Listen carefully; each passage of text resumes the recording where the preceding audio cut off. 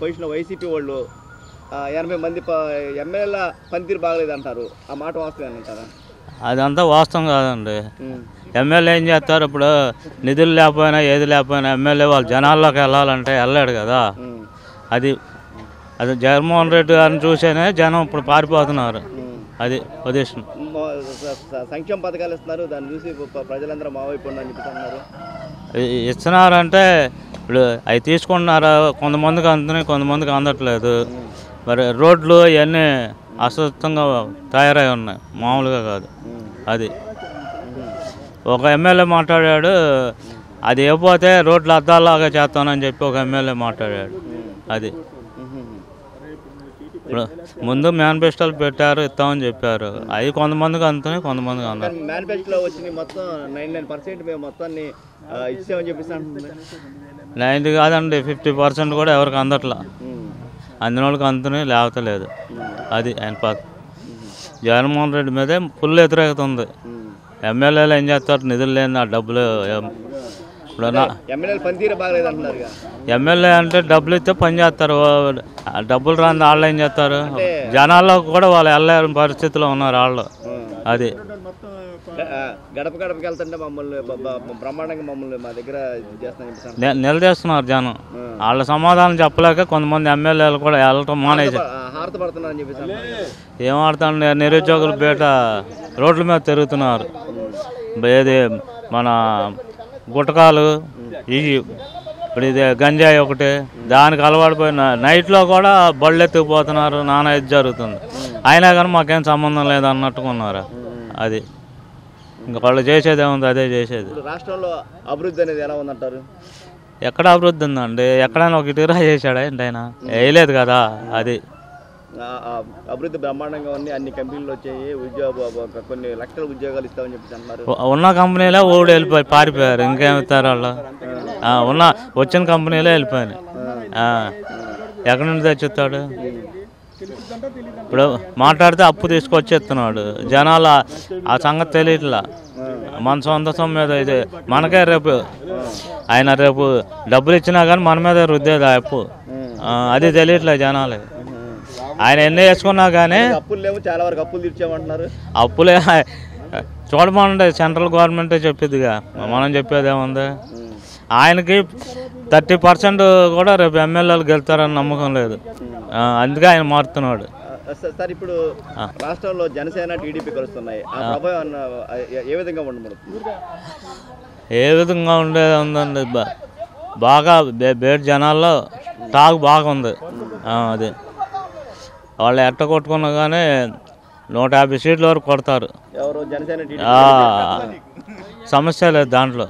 అది షర్మిల వస్తా అని చెప్పేసి అంటున్నారు. ఆ ఓటింగ్ దెబ్బ టీడీపీ జనసేన నుంచి పడతా, లేకపోతే వైసీపీకి పడే దెబ్బ పడే అవకాశం ఉంది? వైసీపీకి పడిద్దండి. ఆ దెబ్బ అక్కడే పడుతుంది. కారణం ఏంటంటారు? కారణం ఉంది, చెల్లిని తోలేచాడు, తల్లిని తోలేచాడు. ఇంకా కారణం పబ్లిక్ కనపడుతుంది కదా. అది అంతేనంటారా? సరే, 2024 ఎలక్షన్ ఆంధ్రప్రదేశ్లో ఎలా ఉండిపోతుంది? టప్గా ఉన్నా కానీ 150 సీట్లు ఈజీ కొడతారు. సమస్య లేదు దాంట్లో.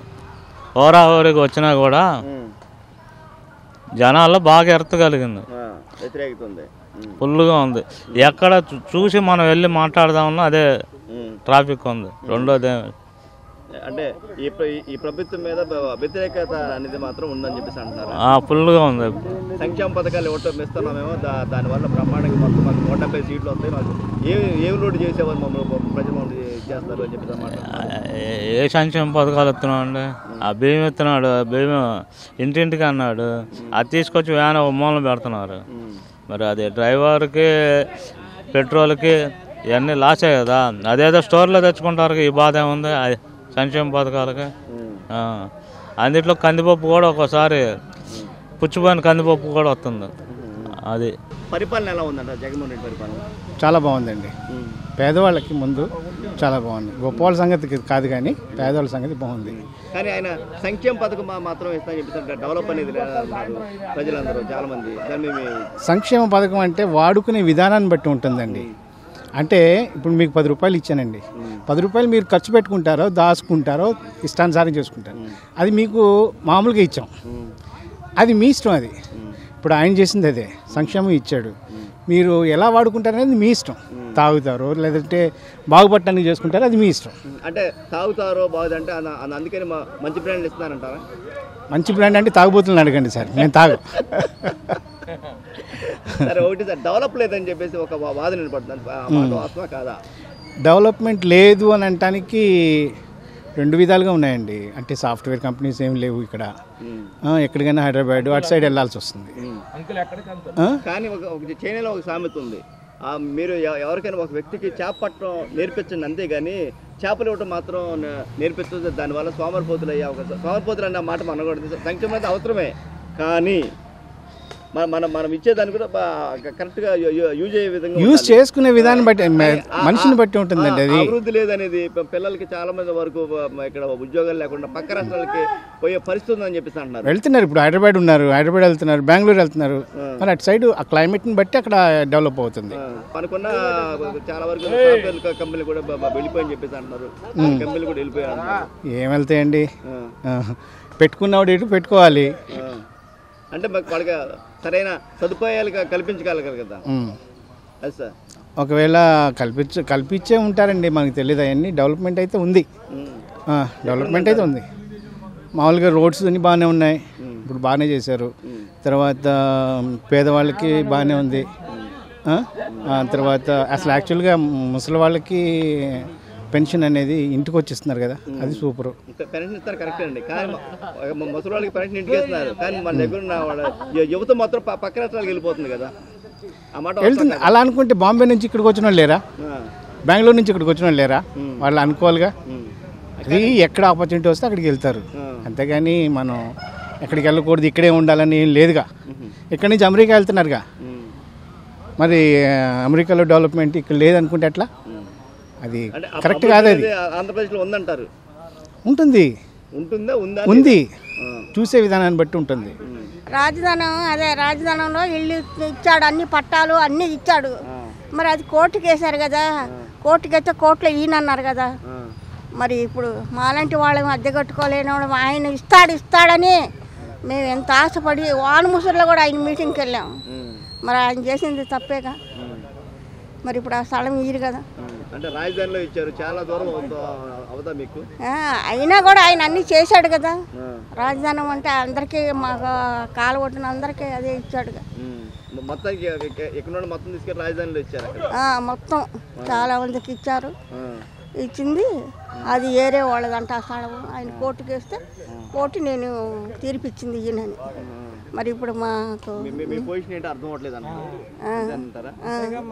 మరి మేము నమ్ముకోనున్నాము అద్దె కట్టుకోలేక.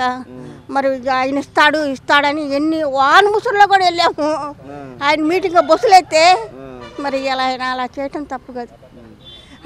ఆయన గురించి మేము ఎంతోమంది ఆశపడుతున్నాము.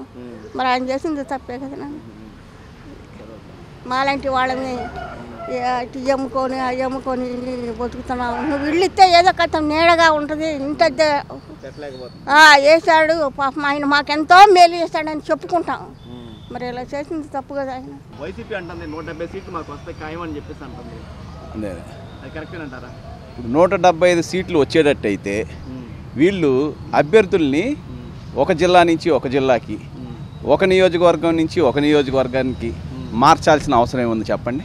175 నియోజకవర్గాలు మేము వైనాట్ 175 అంటే ఏంటంటే 175 సీట్లు మేము కొట్టలేమనే ఒక అపనమ్మకంతోనే ఈ స్థల మార్పు అనేది జగన్మోహన్ రెడ్డి చేస్తున్నాడు. పోతే గతంలో అంటే ఇప్పుడు 4 సంవత్సరాలు 9 నెలల్లో 4 సంవత్సరాలు 10 నెలల్లో అయింది పరిపాలన వీళ్ళు స్టార్ట్ చేసి. ఏ ఒక్కలైనా వాళ్ళ శాఖల్లో మేము ఈ పని చేసాం, దీనివల్ల రాష్ట్రానికి మాకిచ్చిన శాఖ వల్ల రాష్ట్రానికి ఎంత అభివృద్ధి జరిగిందని చెప్పి ఏ ఒక్క మంత్రి అయినా సరే ప్రెస్ మీట్ పెట్టి చెప్పగలిగాడా? ఎక్కడా చెప్పాలా. ఈ జగన్మోహన్ రెడ్డి ఏం చేస్తాడు? అసలు ఆవిడ శాఖ ఏంటండి? రోజా శాఖ ఏంటి? అసలు తనేంటి? అసలు శాఖ పర్యాటక శాఖ. ఆవిడతో కూర్చుని క్రికెట్ ఎలాగ ఆడాలో నేర్పుతున్నాడు అతను. ఇలాగుంది రాష్ట్ర పరిస్థితి. రాష్ట్రంలో 151 సీట్లు ఇచ్చినప్పుడు సరే సంక్షేమ పథకాలు అనేది ప్రతి గవర్నమెంట్లో ఎవరైనా సరే, ఏ గవర్నమెంట్ అయినా సరే ఓట్ల కోసమో లేకపోతే ప్రజలకు ఉపాధి కోసమో కొద్దిగా చేయాల్సిన అవసరం ఉంటుంది. కానీ జగన్మోహన్ రెడ్డి ఏం చేశాడు, అవి ఇచ్చి అభివృద్ధి అనేది తొంగలో కుక్కేశాడు. అది అభివృద్ధి కూడా దానికి తగ్గట్టుగా చేసినట్టయితే మౌలిక సదుపాయాలు, ఉద్యోగ భద్రత, రోడ్లు విస్తరణ, వైద్యం, ఇలా రకరకాల, ఎందుకంటే మౌలిక సదుపాయాలు ఇవి నిర్వర్తించలేకపోయాడు జగన్మోహన్ రెడ్డి. అందువలన 175 సీట్లు కాదు కదా, దాంట్లో ఆ పై 5 తీసేస్తే 17 సీట్లన్నా వస్తాయో రాలేదో రావో ప్రజలే ఆల్రెడీ సిద్ధపడ్డారు. ఏదైనా అంటున్నాడు, మేము సంక్షేమ పథకాలకి బటన్ నొక్కుతున్నాను, వాళ్ళందరూ నాకు ఓట్లు వేస్తారు, బటన్ నొక్కుతున్నాను ఓట్లు వేస్తారని చెప్పి. రేపు 2024 మార్చిలో ఉన్నాయండి, ఏప్రిల్లో ఉన్నాయండి, ఎలక్షన్లో జగన్మోహన్ రెడ్డి ఇక నువ్వు దిగిపో అనే బటన్ని ప్రజలందరూ నొక్కడానికి సిద్ధంగా ఉన్నారు. జగన్మోహన్ రెడ్డి ప్రభుత్వాన్ని కింద పడేసి రేపు జనసేన టీడీపీ మంచి పరిపాలన చేయటానికి సిద్ధంగా ప్రజలందరూ వాళ్ళందరినీ మద్దతు ఇవ్వడానికి మేమందరం తిరుగుతున్నాం. నియోజకవర్గంలో కానీ రాష్ట్రంలో కానీ అందరూ ఎప్పుడు ప్రభుత్వాన్ని జనసేన టీడీపీ ప్రభుత్వానికి మద్దతు ఇద్దామని చెప్పి ప్రజలందరూ ఎదురు చూస్తున్నారు. సార్ ఇప్పుడు జనసేన టీడీపీ కలవడం అనేది వైసీపీ వాళ్ళు మీరు సింగిల్గా రండి మీరు కలిసి, అదే రాజకీయంలో సింగిల్గా వస్తామా 10 మందితో వస్తామని వాళ్ళు ఎవరండి చెప్పడం. మాకున్న అవకాశాలను బట్టి, మాకున్న పరిస్థితులను బట్టి అయితే సింగిల్గా వెళ్తాం, లేకపోతే ఉమ్మడిగా వెళ్తాం. ఏది ఏమైనా అంతిమ లక్ష్యం జగన్మోహన్ రెడ్డి ప్రభుత్వాన్ని దించడమే. పవన్ కళ్యాణ్ గారు కూడా ప్రజా శ్రేయస్సు కోసమే ఈ మద్దతు, ప్రజా శ్రేయస్సు కోసమే, ప్రజలకి మంచి చేయటం కోసమే ఈ మద్దతు అని చెప్పి ఆయన పదే చెబుతున్నారు. దీంట్లో ఈ ప్యాకేజీలు కానీ, కుట్రలు కానీ, కుతంత్రాలు కానీ ఏమీ ఉండవు. కేవలం ప్రజా శ్రేయస్సు కోసమే